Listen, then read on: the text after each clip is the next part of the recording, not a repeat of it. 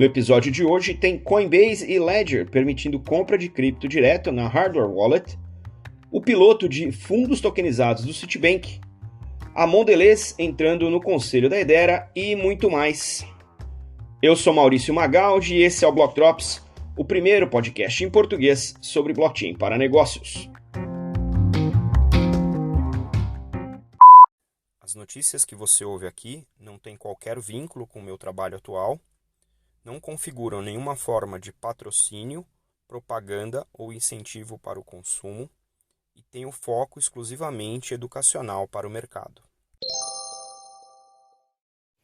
A Coinbase, que é talvez a principal CX, a Centralized Exchange, ou a corretora cripto mais popular do mundo, é uma das poucas corretoras que estão listadas em bolsa, se não a única também, tem trabalhado muito no que a gente chama de on e off ramping, que são os processos de converter moeda fiduciária em cripto e vice-versa, que é a principal função de uma exchange como essa, mas eles têm feito grandes avanços do ponto de vista de experiência do usuário, né? Estamos falando aqui da Coinbase Wallet, estamos falando aqui da própria exchange, que tem vários tiers, né? Vários níveis aí de especialização para os traders, e também na sua custódia, seu serviço de custódia, que é inclusive utilizado por bancos tradicionais quando esses estão fazendo negociação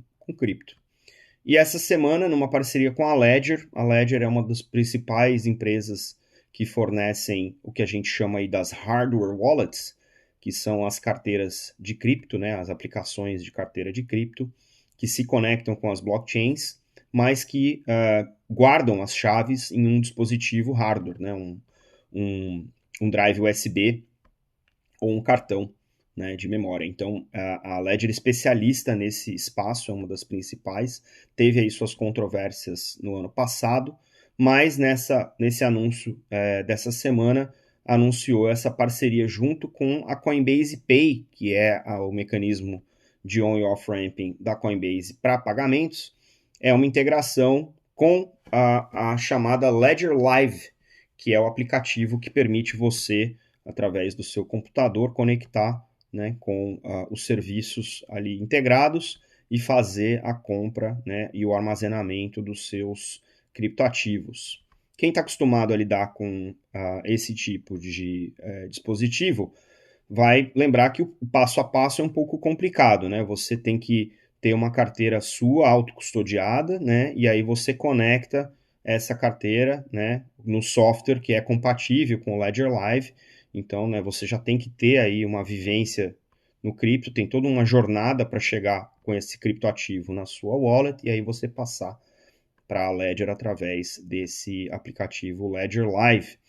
O anúncio dessa semana é mais um passo em relação à experiência do usuário, né, em que você, conectado com a Ledger Live App, junto da Coinbase Pay, a partir do momento que você comprar um ativo, né, um criptoativo na Coinbase, ele já transfere direto para esse dispositivo hardware da Ledger. Então, é uma maneira de você fazer com o seu meio de pagamento favorito a aquisição dos seus criptoativos, né, seja utilizando, no caso dos Estados Unidos, lá eles usam ACH, que é um método alternativo, Visa, Mastercard e Maestro, e essa nova funcionalidade já está disponível nos Estados Unidos, no Reino Unido, na Europa, Nova Zelândia, Austrália, Canadá, Singapura e no Brasil também.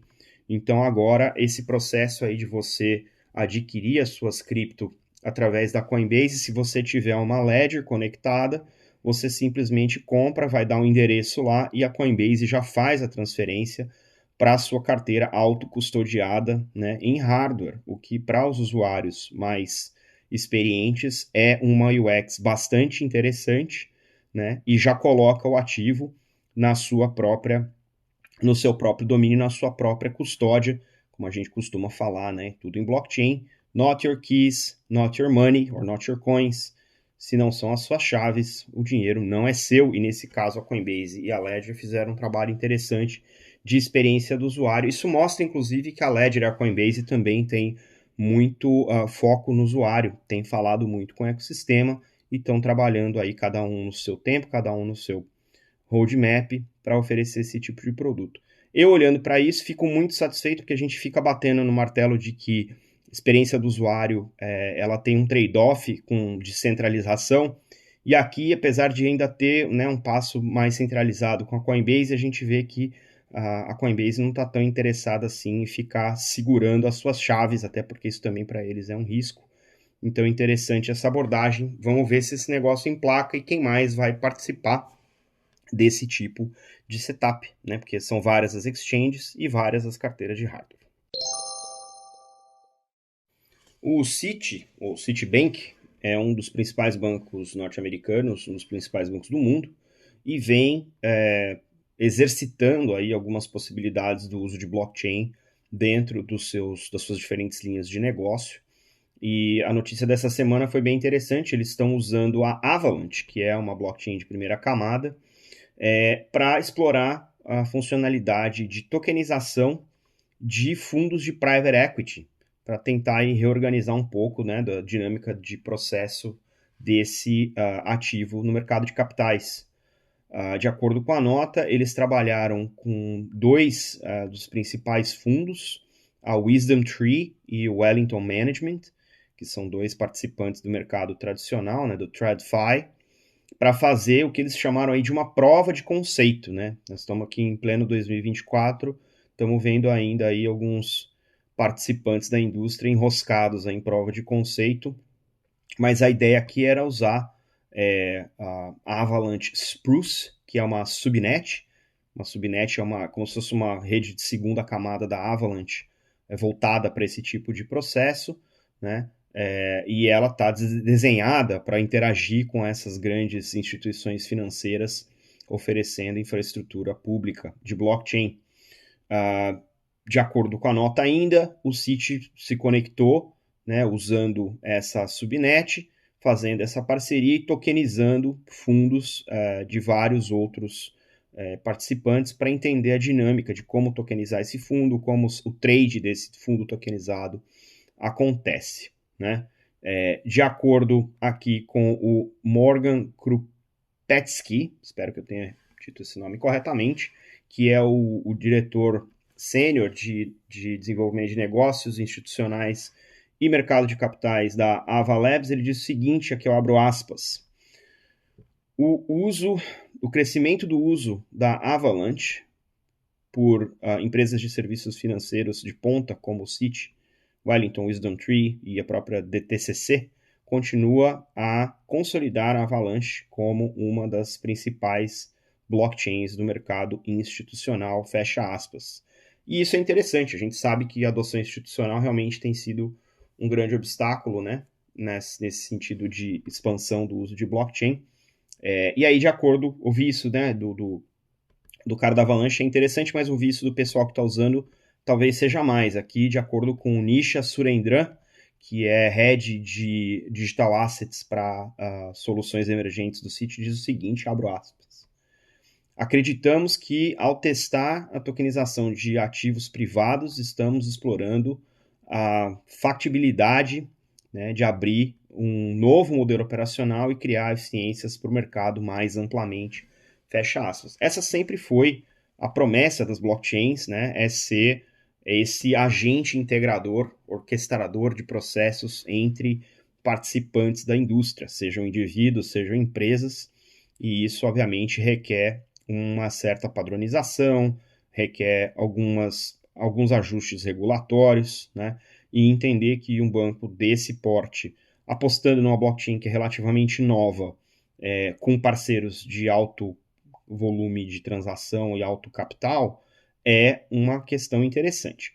Mais interessante ainda é que o mercado de ativos privados, ele não é um número público, então não é conhecido, mas existem estimativas de que ele seja substancialmente maior, algumas ordens de grandeza maior do que os mercados públicos. E significa que, uma vez que esse mercado ou esses ativos puderem ser consistentemente tokenizados, eles passam a ter muito mais liquidez. E aí você começa a aumentar, né, no mundo, do ponto de vista transacional, o potencial, né, de produto interno bruto e de transação entre os diferentes mercados, porque aí você tem tudo interligado, mas isso depende, né, dessa padronização e dessa facilitação regulatória. Mas é um piloto ainda, né, uma prova de conceito, como eles próprios chamaram aqui. Então vamos ficar de olho para ver como é que esse negócio ganha pernas, se ganha pernas e se realmente vai ser adotado pelos bancões e também pelos grandes fundos aí de investimentos privados, porque para eles isso sim significa uma potencial não só ganho de eficiência do ponto de vista operacional, mas também do ponto de vista de receita nessas movimentações que são agora possíveis. E falando em adoção institucional, a gente traz aqui uma notícia sobre uma blockchain que a gente fala pouco aqui até. Eu estava dando uma fuçada no catálogo e realmente vi que a gente não fala tanto sobre essa blockchain, que é a blockchain da Hedera, né? A Hedera utiliza um consenso diferente chamado Hashgraph, que é um consenso que é um conceito próprio, né, da rede, e tem atraído vários players grandes no mercado, né? Nós estamos falando aí de gente do nível de IBM, né, do nível de Oracle, outros participantes do mercado de tecnologia que participam do ecossistema. E o modelo de governança, que acho que é o principal motivo pelo qual eu queria trazer essa nota aqui para vocês, é que a Hedera tem um conselho, né, como se fosse um board de várias empresas, né? E essa semana eles anunciaram a entrada da Mondelez. A Mondelez é a fabricante de alimentos, uma das maiores do mundo, né? São eles que fazem o Toblerone, o Oreo e coisas que eu sei que vocês comem aí quando vocês fogem da dieta. Eu acho que o ângulo aqui dessa discussão é interessante porque não é muito pelo ângulo da tecnologia, apesar de que realmente a Hedera tem várias soluções de rastreabilidade de cadeia de suprimento, que é o principal foco da Mondelez ou de qualquer indústria que tenha, né, distribuição global. Então, obviamente, isso tem, sem dúvida nenhuma, o seu apelo aí do ponto de vista de negócio. Mas o que eu acho interessante é que o modelo da Hedera é um modelo que tem essas empresas grandes no conselho, porque do ponto de vista de governança institucional, né, do ponto de vista corporativo, é muito difícil que um CEO ou um board ou um CFO, né, ou quem quer que seja, vai adotar uma blockchain pública sem que esse processo de governança, né, de como manter a rede de pé, como evoluir a rede, quais são as novas funcionalidades que vão no próximo fork, se vai ter um próximo fork, quando ele vai ser, quais são os critérios de aceite para a mudança desse fork, etc. São questões que no mundo centralizado está resolvido, porque são agentes centralizados que resolvem o que fazer e sofrem as consequências do que fazer e do que não fazer. Mas no mundo descentralizado, se você não participar dessa governança, você vira passageiro da decisão de outras pessoas ou outros agentes daquele ecossistema. E foi nesse ângulo que eu achei interessante esse anúncio.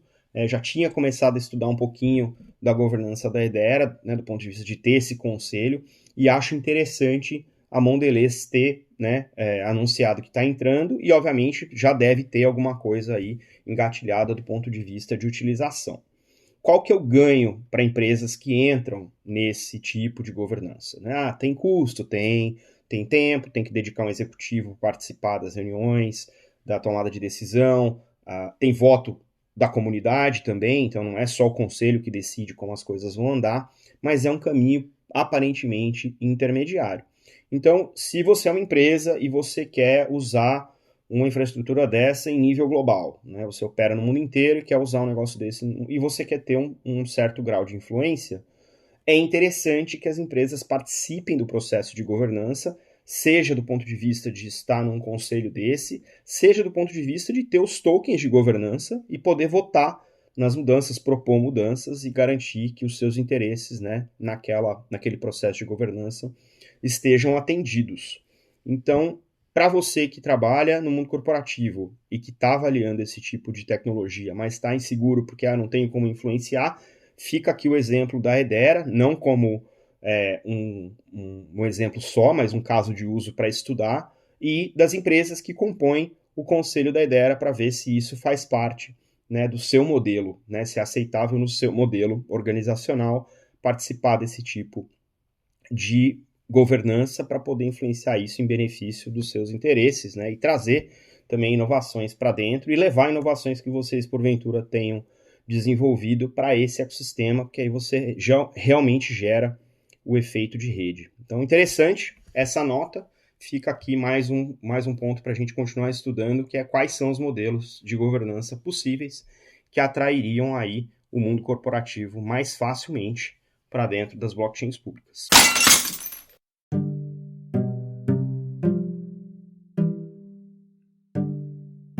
E numa semana cheia de notícias, tem muito mais. A Mastercard lançou um jogo de NFT com um questionário sobre o campeonato de futebol da UEFA. A Universidade de Cambridge lançou um painel para você visualizar as inovações de dinheiro digital acontecendo no mundo. O Empire State Building, o prédio, lançou seu programa de fidelidade na rede Avalanche utilizando NFTs. A Telefônica e a Chainlink, que é um dos principais oracles no mundo cripto, anunciaram uma parceria para garantir a segurança dos smart contracts dentro da infraestrutura chamada Open Gateway.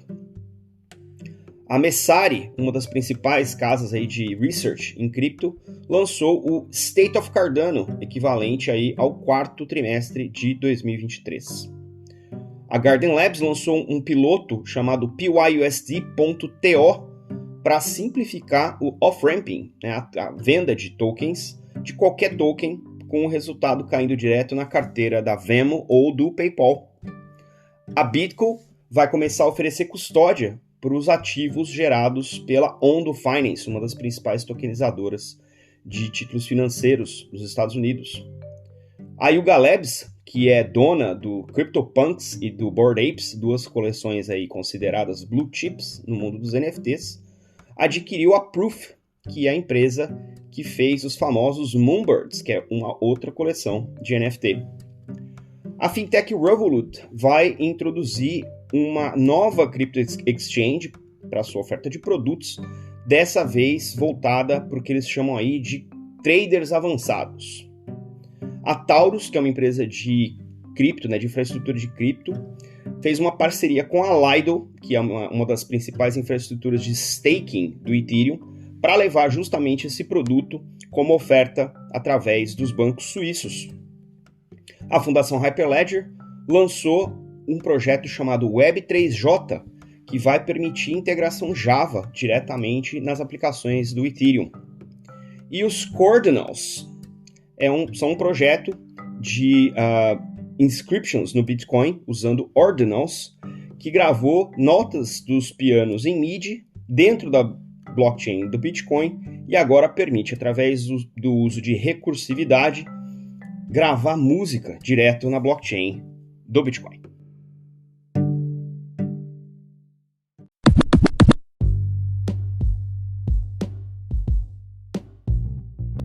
Acompanhe a gente nas redes, no Instagram, Block Drops Podcast, no Twitter, Block Drops Pod, blockdrops.lens, meu conteúdo em inglês no Twitter em 0xmaurício, na newsletter do LinkedIn ou escreva pra gente em blockdropspodcast@gmail.com. Você pode ouvir o Block Drops Podcast no Spotify, no iColab, na Febrabantech e em outras plataformas de streaming.